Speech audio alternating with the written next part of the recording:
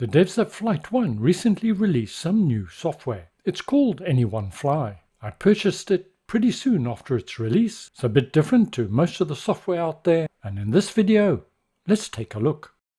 So just what is AnyoneFly? Well, that's quite a difficult question to answer because it's many things. But when you boil it all down to essentials, this application provides a set of tools to allow you to discover your world in a less sterile environment. And there's multiple ways in which it does this. Get information on the area in which you're flying. Add voice guidance to your flight plan. Fly an interactive adventure. Or create your own. It's a bit like having your own personal tour guide. And you can enhance your flights using various media such as voice, text, sound and graphics. But note, this is not an ATC program. Once you clear the pattern, turn to a heading of 311 for Sandy Cove. Turn to 311, and climb to 2000. You just flew over Chicago Harbor Light. The Chicago Harbor Lighthouse is an automated active lighthouse, and stands at the south end of the northern breakwater protecting the Chicago Harbor. Prepare for your arrival into EGLC.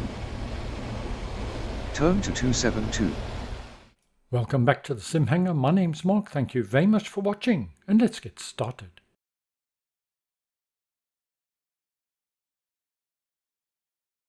Once you've installed the program, this is what you'll see, showing some of the pre-made and available flight sim adventures available via the cloud. So we can kick off this review by having a look at some of the parameters surrounding adventures. Under Flight Sim Adventures Local, this is where you'd store those adventures that you've made yourself, or save directly on your PC.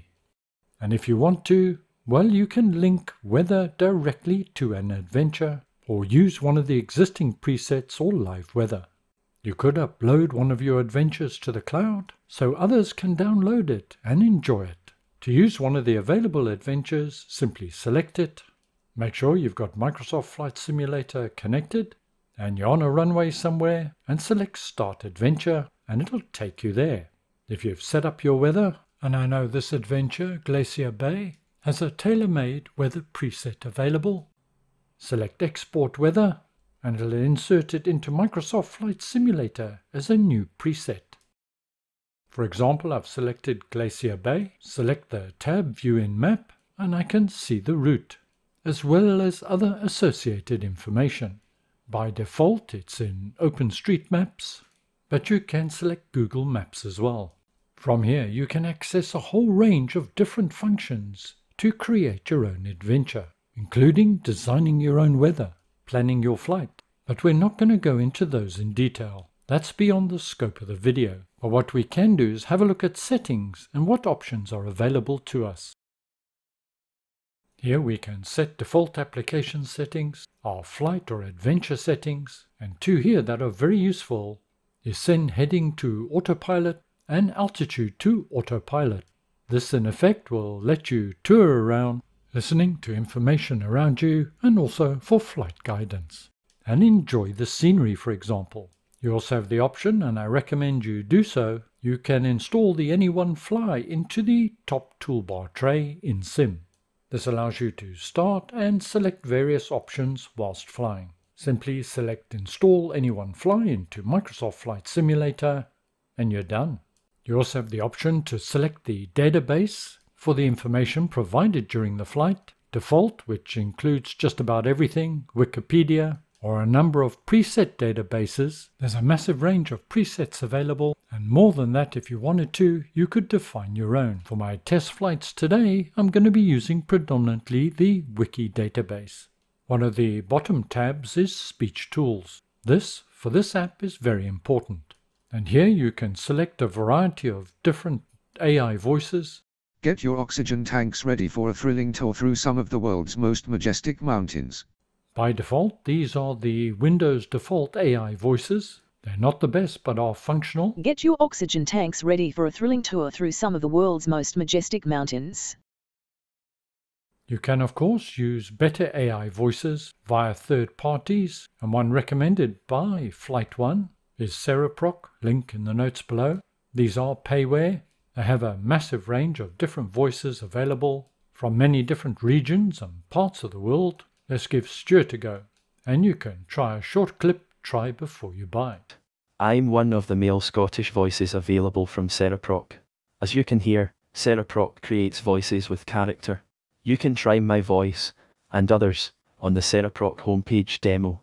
For my test today, I'll be sticking to one of the Windows default, and it's George. Well, that's enough on settings for now. This program is so expansive I can't cover all aspects in this video, and the best way to show you is to try out some of the features. And for my first test, I'm simply going to do a free flight and use the wiki database to provide information on the route that I fly.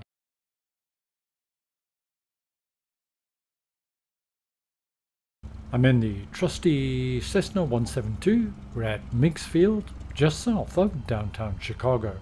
I want to have a fly around the area and learn as I go. Step 1, let's connect AnyoneFly to Microsoft Flight Simulator. There we are, done. A quick look at my settings for this flight. Because I'm using the wiki database, under the voice settings, ensure Use Speak as you fly is enabled, and just below that is a setting for the interval between various commentary. I'm going to set it at half a minute just for this test. I found 1 to 2 minute intervals are the best. Done now. Just check the wiki database is enabled. It is, and all we need to do is select our starting location by selecting map. I want to start in the air just off the coast. Note your actual position in Sim right now could be anywhere in the world. The app will teleport you to the selected location. I've selected the aircraft icon, places that on the map. Using the mouse and left click I can move it around. I can change direction using the mouse wheel, and for altitude I'm just going to make it 1500 feet. Done, and select Take Me There. And here we are in the air at about 1500 feet. Let's just bring the aircraft under control. Autopilot heading and altitude hold and a little bit of gas. That's Chicago there, off to our left. So now time to activate AnyoneFly. To do that, I'm going up to the top toolbar, select the AnyoneFly icon, and then select Open Geo Window. Takes a second or two to activate. There we are. For the Geo window, you have a number of options. Leave it as it is, which is default. Minimize it, or my particular preference, not having it showing at all. Approaching Chicago Harbor Light. That's the wiki database kicking in. This app is fully VR compatible. The only restriction is that the Geo window is not visible. By moving to the bottom right hand corner, you can resize, and using the mouse wheel you can change the opacity of the window itself. You just flew over Chicago Harbor Light. The Chicago Harbor Lighthouse is an automated active lighthouse, and stands at the south end of the northern breakwater protecting the Chicago Harbor, to the east of Navy Pier and the mouth of the Chicago River. To your left at 9 o'clock, at 0.8 miles, is Immaculata High School, Chicago. Immaculata High School was an all-girls Catholic high school located in the Lakeview neighborhood of Chicago, Illinois. Thorndale is an L station on the CTA's Red Line. It is located at 1118 West Thorndale Avenue in the Edgewater neighborhood of Chicago.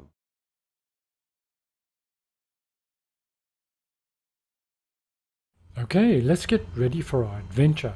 And the one we're going to demo in this video is the Glacier Bay Tour 2. And on the right hand side we can see a description. And this adventure is based on a Misty Moorings adventure plan, designed for aircraft cruising at about 120 knots. Just a quick digression here in case you're not familiar with the Return to Misty Moorings. This is a website, or perhaps I should say community, that focuses on Canadian and Alaskan bush trips, supported with bespoke scenery, adventures, flight plans and so much more. A close and helpful community. Look 'em up, link in the notes below. Under the More Info tab, we can find out other information. I've disabled Speak as you fly. I don't want any database. I just want route guidance, plus any additional narrative that the adventure will bring. I can also have a look at our route by View in Map. There's our route for today's adventure, starting from Gustavus, flying round the glaciers, and then ending back at our starting point. A typical Misty Moorings flight plan and route. Okay, we're done here. Close this window and let's start the adventure. Great to have you on board. Are you ready to see some ice? Bring it on. I'll be your tour guide for today's flight. This trip will take us into Glacier Bay's west arm to see some of the largest glaciers in the park. After the upcoming audio introduction, you can depart. So this adventure has an audio introduction.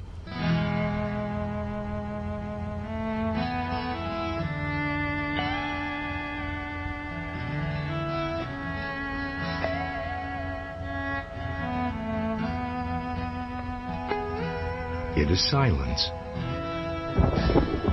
It is thunder. It's ancient and just born. Okay, let's get our geo window active, which will enable the route guidance. The top of the geo window includes a lot of essential flight information and directional information as well. Well, before the audio introduction, they said we're cleared for takeoff, so let's get out of here.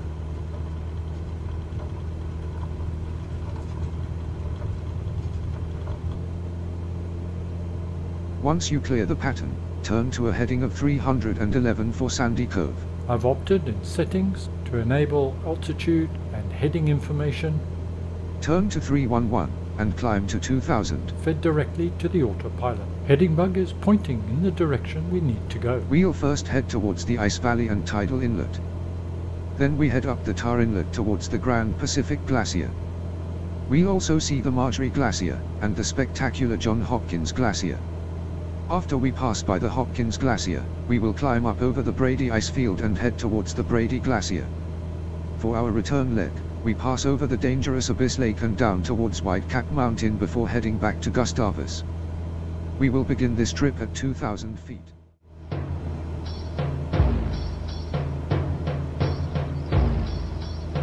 Long ago, the native Tlingit people say Shuyi, what is now Glacier Bay, was a valley of grass. A river teeming with salmon ran through it, whose source was a great glacier at the head of the valley. Covering 3.3 million acres of rugged mountains, dynamic glaciers, temperate rainforest, wild coastlines and deep sheltered fjords, Glacier Bay National Park is a highlight of Alaska's Inside Passage, and part of a 25 million acre World Heritage Site. Turn to 311.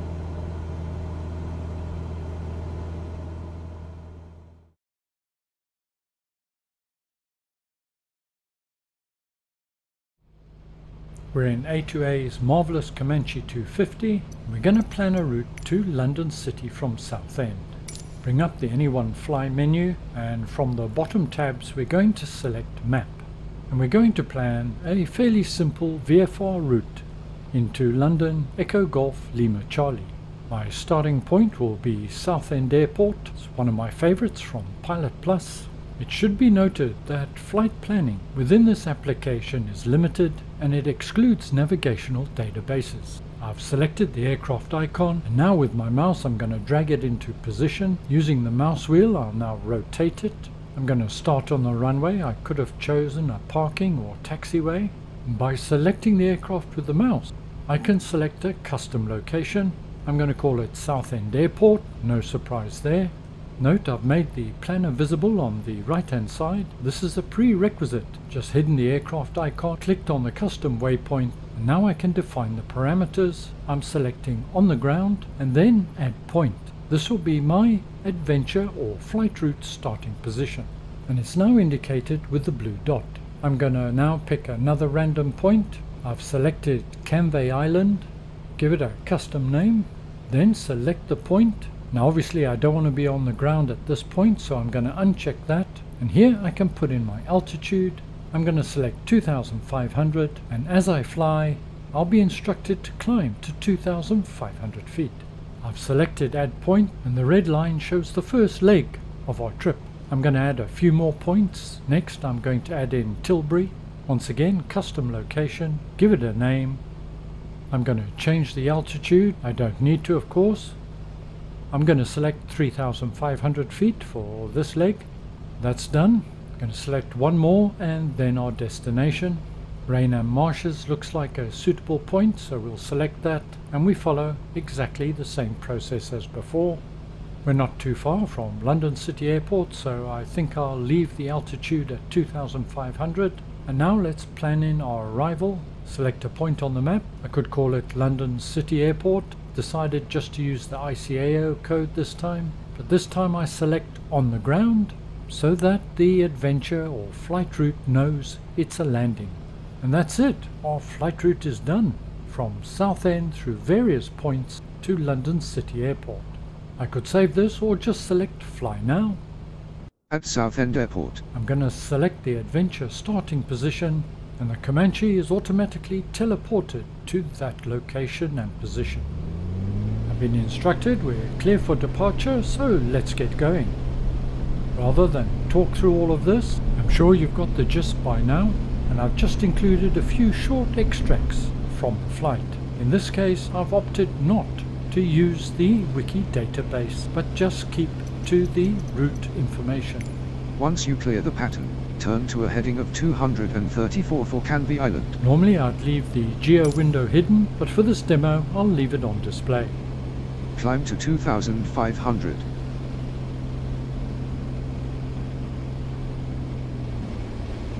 Canvey Island is ahead of you at 0.9 miles.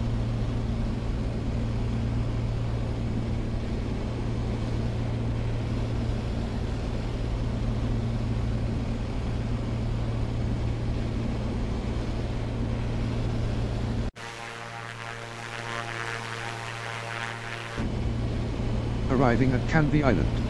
Note the data in the geo window turns green when you arrive at a point. Climb to 3,500.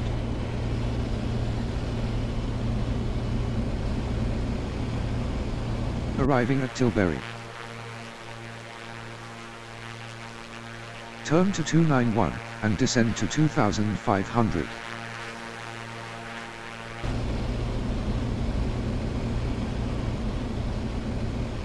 Arriving at Raynham Marshes.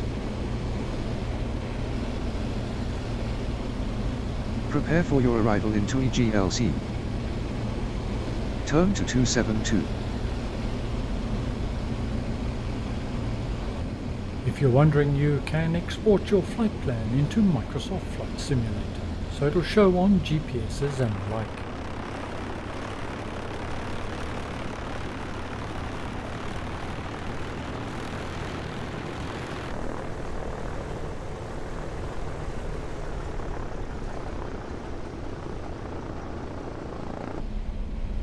You have reached your adventure destination. You may park your aircraft when ready.